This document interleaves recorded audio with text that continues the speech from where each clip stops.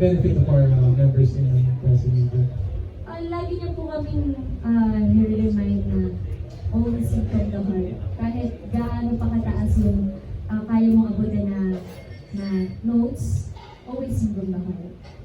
Thank you so much. And of course, Ms. Flo, sino rin po? Yes, po. Ang musical. Ito po, may tanong na po. Sino may influence niyo sa music? Gusto ko rin talagang kantahin. Ito may tanong na po for our esteemed director, Flo Reyes. Congratulations for and I just want to say na talaga yung concert na napaka of course yung mga talented natin, yung mga girls dito. But I just want to know kung yung ina-expect nila for these two concerts. May nakaplano ka na ba? Like paano natin maglalabas pa yung galing nito mga girls for these two concerts? Thank you so much for that wonderful question. Okay, so since nga sobrang tagal na namin magkakasama, they have been together during competitions when they started their career. Kami naman yung nasa likod ng stage and camera. Kami yung mga nakasubaybay din talaga how they started. It was really nice seeing their journey, yung growth nila lalo. Not just with their talent, but also with their self-confidence. Yun talaga yung pinaka-proud ako sa mga girls na to. And yung mga expect naman natin, since kami naman from the team, ang role naman namin talaga ay i-challenge sila. Dahil ang tagal naman na nila napapakita yung galing nila. So, our role is to challenge them and make them do things they haven't done before. Yun talaga yung ipapalabas namin always dito sa mga concerts. So, the first one that we did earlier this year for Born for This, a music museum, we showed their journey through the entire show. From the time na nag-umpisa sila, sa mga pinang-audition nila, mga una nilang kinakanta bilang mga kontesera, hanggang sa mga gusto nilang maranasan, na naranasan na nila sa TV, bilang nakuha na rin sila bilang mga singers natin on TV, and recording artists. Yung last part ng show, we showed ano yung mga hindi pa nila nasusubukan na gusto naman nilang i-try. So, syempre, sa part na yon, bukod dun sa mga comfortable sila, we also give them songs na alam namin hindi sila comfortable kantahin. So, I think yun yung part na favorite namin, lalo na kapag nakikita namin yung mga mukha nila. So, bakit ito yung kakanta ito at bakit ganitong paraan? So, minsan kasi syempre, hindi pa nila iisip na kaya nila gawin yung ganitong bagay. Pero pag na-challenge mo naman sila, ay grabe talaga. Pasabog din naman silang bigay-talaga ng kanilang lahat-lahat. So with Versus naman, since lagi, itong dalawa kasi, they're really close na personally. They're friends naman silang lahat. But itong dalawa, they're close. So iba din yung dynamics ng kanilang mga duet. Gusto rin naman namin ipakita yung paano kapag hindi siya duet, paano kung labanan version naman. So yun yung kanila, may paandaran talaga na mangyari. Hindi lang sa bilitan, iba-ibang genre yung dadaanan nila. And kung kay Born for This, medyo mas heartwarming kasi yung atake natin. Dun sa dalawa, talagang mas bardagulan. So abangan nyo na lang paano. Thank you so much, Flo. Pero syempre, dahil may natanong po, sabi mo kanina may mga pasabog. Pero kumbaga, meron ba tayong mga abangang pasabog na bisita? Siguro, mga tips or clues lang kung sino ba yung mga pwede nating abangan sa upcoming concerts ng mga magagandang dilag dito. Okay, so Born for This, syempre nagbabalik ang ating paboritong si Miss Katrina Velarde. Thank you! Love you! Love you! Makakaduet naman ng girls natin, aside from the nakaduet na nila before, dadagdag po natin sa ating listahan si Sir Mark Bautista, na kanilang mga paborito din. And then for Versus, ano muna tayo? Surprise! Surprise talaga. Abangan niyo po yung magiging update namin for the following weeks. Alright. Thank you so much, Direk. We have another question here. This is first. Kayo tayo. Hello po. So, good afternoon everyone. Congratulations sa concert. Yung first question ko, simple lang, about this, siguro sa inyo lahat. Are you born for this kind of Ako isang naman. Hindi ikaw Kung yun. lang yan naman na yung kasama. Hindi ikaw yun, stars mo. Siguro kasi wala Born everyone ba yan? Kay Chloe. Ay, Chloe daw. Chloe first. Simula. Lagot ka, Chloe. Or do you have any parang career before you enter showbiz or singer? Well, I think I am born for this. Kasi Kasi nag-start po talaga yung love ko sa music since parang 2 years old ako. Parang nakitaan ko talaga ako ng magulang ko ng potential sa pag-perform, at sinuportahan po talaga nila ako sa journey ko na ito. And I'm very, very blessed to have a very supportive parents. Kasi kundi dahil po sa kanila, wala po ako dito. Taya. Ako naman po, I joined my first singing contest when I was 3. Yung isa po sa mga judges doon ay si Mr. Ray Valera. At in-approach niya yung mom ko na, uy, parang may potential yung daughter mo, i-enroll mo siya sa singing lessons, ganyan. So, I'm very fortunate that my mom took that advice and enrolled me in singing lessons. But honestly, we're a very academic family, so I didn't know that this type of career was in the cards for me. Pero God gave me an opportunity, and so I took it, and now I'm here. And I'm just thankful to The Clash and the GMA and now to Wide International for fueling this dream. Siguro before Jessica, tanongin ko na rin, kung hindi kayo singer ngayon, ano kayo? Ay, Kung ganun. Yun. Siguro kay Chloe muna. ano yun? ka, Flo? Dancer? Siguro kung hindi ako singer, Dancer? siguro architect po kasi I really look up to my titas and my dad. Si daddy ko po kasi engineer, tapos yung pinsan ko po architect and yung tita ko po architect. So I really look up to them po. So siguro, if not singer, architect po. Ay, ikaw, Tia.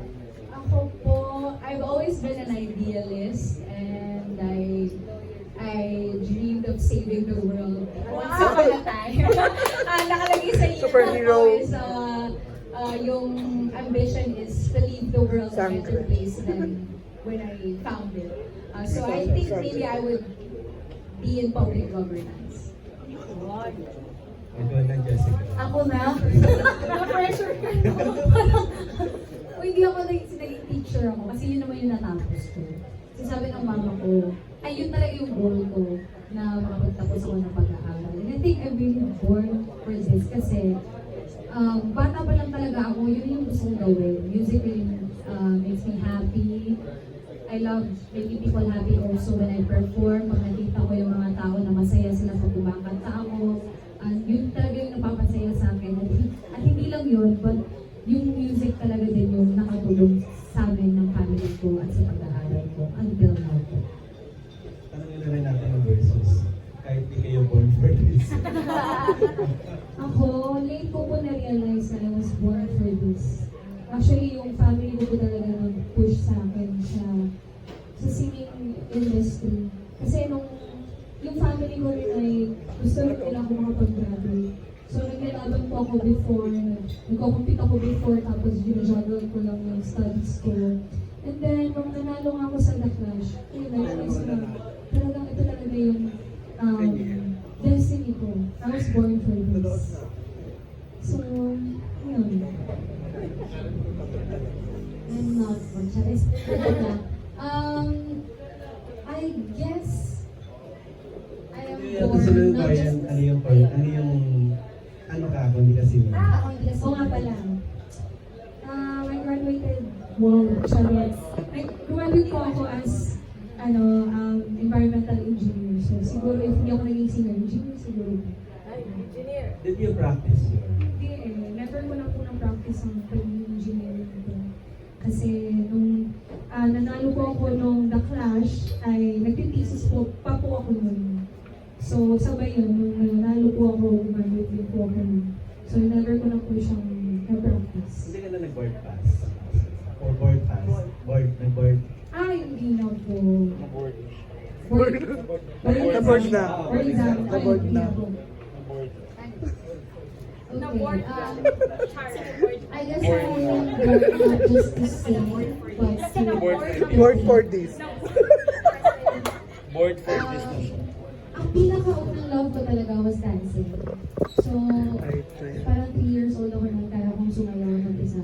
And then eventually, na-discover naman ko na pagkanta rin. And I was just so blessed na natutukan ako ng parents ko.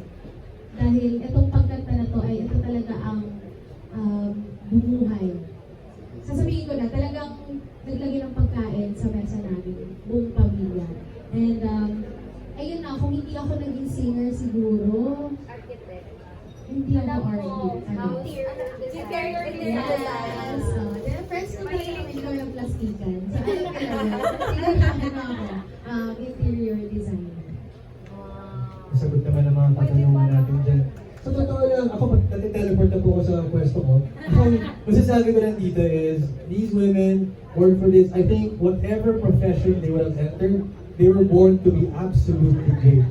And to see greatness, you have to watch their upcoming concerts naman talaga. And I think you have a final question, sir? Singin natin yung tanong natin? Ito na talaga yung question. So, lately kasi, parang nag-trending isang concert, diba? Na kung saan, alam naman natin as a singer, hindi lang boring kung puro kanta lang.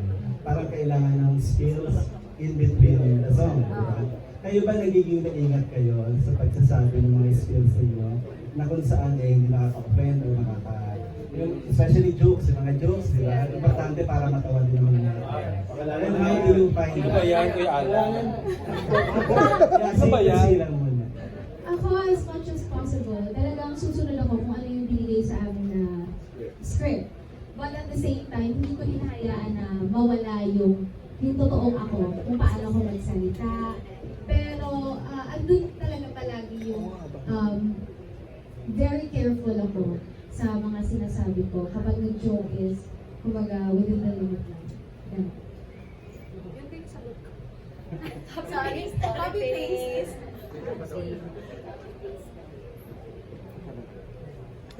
Ay, di ba? Kasi Jessica siguro. Yes? Dapat ako. Kasi nagko-comedian to. Ay! Lahat kayo kailangan sa Kami naman, I agree with Hannah na we really follow the script. Bibigay talaga sa amin. But sometimes kasi pag kailangan mag-stretch or something, like, we really have to say, you know, like our own, words. So, kami talaga, we really try to be ourselves lang. Ako, I'm really funny kasi talaga. So, I'm funny. Pero pinapakita ko talaga. Sobrang okay mo sa part na yun. Dahil funny or comedian kasi talaga ako. So, parang natural yan sa akin. So, sa concert ko, lumalabas ko talaga siya. Tapos, careful naman din ako sa mga sinasabi ko na dapat very good pa din ako hanggang dulo. Basta kumawa lang din po sila. Very cool. Likewise, the stage is to be on a stage is a responsibility.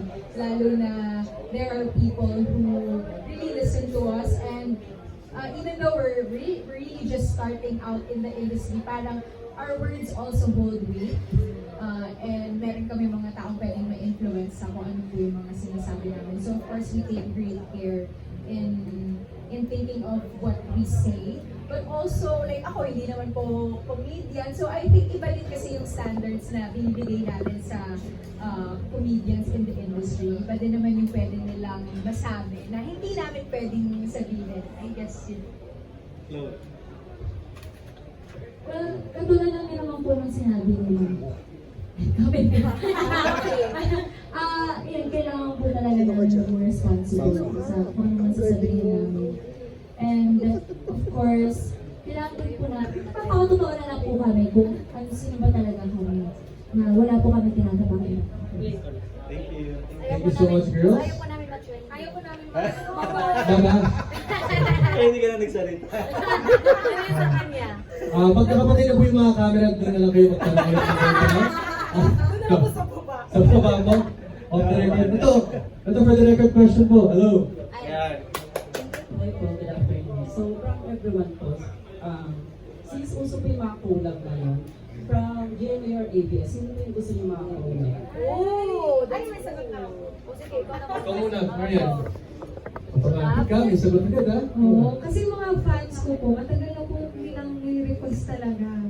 Ang twin ko, si Ate Jonah. Kasi parang katimbre ko daw. At parang naririnig ko rin actually sa mga songs niya. At gusto ko rin talaga siya mag-meet kasi naman ko pa na-meet si Ate Jonah. So, Ate Jonah, pahalan! Ana. Okay, parang sa pagkakaalala ko kasi, may nagsabi sa akin before, but unfortunately, parang ako sa Gavida.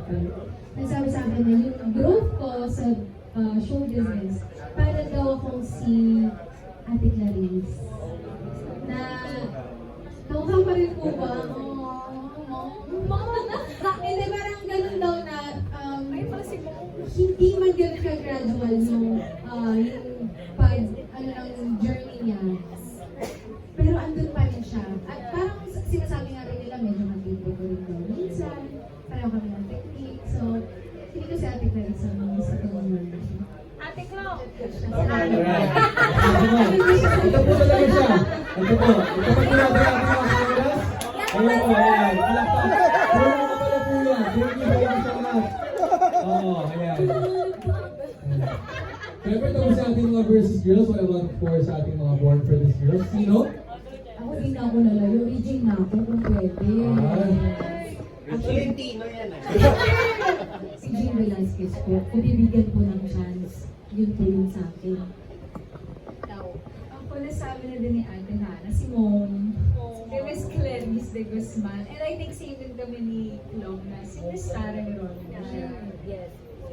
Chloe? Yes, tama po si Thea. Si Miss Sarah G po talaga.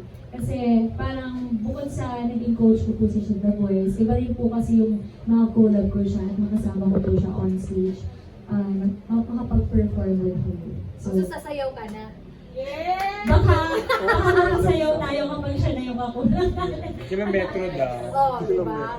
Pero sa totoo lang, dapat ang magandang tanongin natin dyan, yung ating CEO and President, they mentioned a lot of people that they want to collab. Sabi niyo po kanina, you were able to bring the powers of Korean stars here to, of course, perform. How possible is it for these 5 lovely women? Siyempre, patikin na rin ito sa ating mga press, no? How possible is it with your powers, your brains, your beauty, of course, wide international, to be able to actually pull off, maybe not this concert, maybe in the future. Ms. Gabriel, Ms. Pauline, itong mga nabanggit nilang pangalan. We are very passionate with doing all of our. It's very possible na makakulab naman talaga ng mga divas natin yung mga why not, diba? Kasi actually, hindi naman pero if we really want to do something, we can make it possible. So, kasi nakagawa na tayo mga different projects, international, diba? Yung mga na-mention nila lahat local lang. So, isang split lang, isang tumbling lang naman yan. Kaya naman natin yan. Ms. April, you want to add something to that? Okay. Korea daw, okay. I think we have another question over here.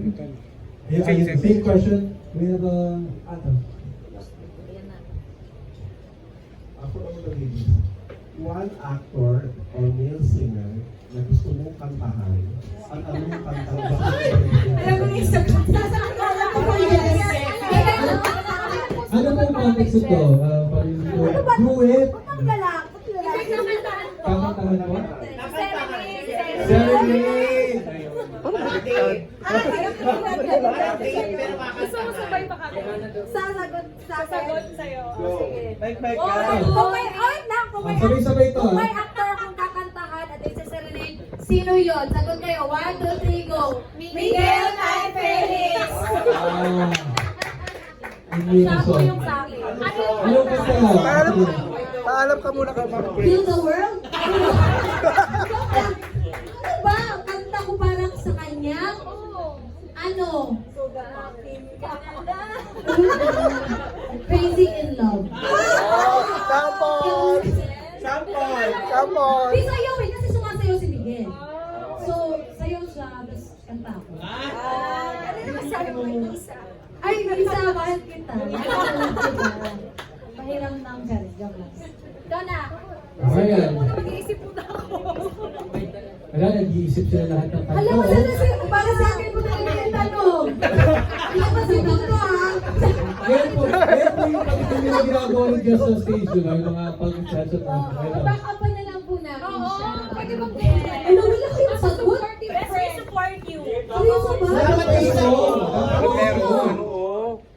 Ito to, si Hana. Ay, isa lang. Nakaduet ko na siya before for a team song ng GMA. At sa All Out Sundays din, nakaduet ko na siya. Pero gusto ko siyang i-serenade. Nang wala siyang gagawin, makikinig lang siya sa akin. Si Christopher.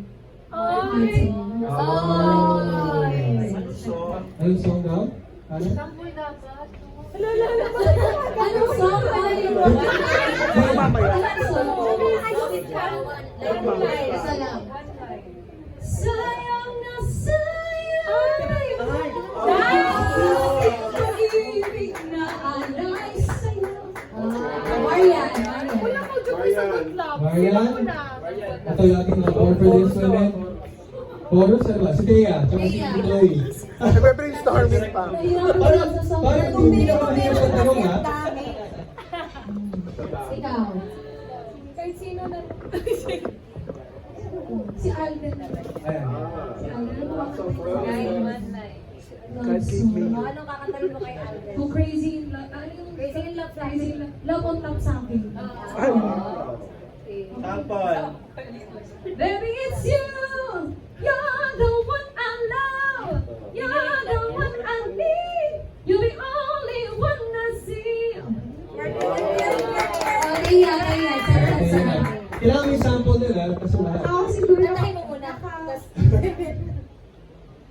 Kantahin ko muna yung gusto kong Kasi mention mo sino. You are sunlight and I'm Hindi, kasi gusto ko sana si Samsi. Naka-work ko na siya before sa Once on This Island. Yung nag-viral siya na, yung picture niya na viral, na yung laki ng arms. Actually, ako yung babae na nakaharap sa kanya. Legit! Ako yung babae dun sa picture na yun. Sabi ko, Sam, di mo man lang ako pinaganon. Para sumama din yung mukha ko dun sa picture na yung nag-viral, di ba? Or sana nilagay niya yung username ko dun para nag-viral yung picture. Sumama yung phone. Anyway, si Sam Concepcion. And it's funny kasi when we worked together last year, sinabi ko pa sa kanya na pinilahan ko siya sa SM San Lazaro nung bata pa ako. Meron siyang contract signing sa first album niya. Tapos pumunta pa ako sa kanya para magpa-sign. Hindi ko na mahanap kung nasan yung album, pero I would love the opportunity for us to work together again. So, ayun. Chloe, sino sa'yo? Okay, kung meron man ako isa serenade. Mateo. Siguro si Donnie Pangilinan. Gusto ko yung nag-react lang. Si Easy. Yes. Anong Song Brown Eyes by Destiny. Favorite song ko yan eh. Sample. I know that he knows it cause he told me so. I know that he knows it cause his feelings show. When he says to me, you see he cares for me. You see how he's so deep in love. Everybody sing. Concert.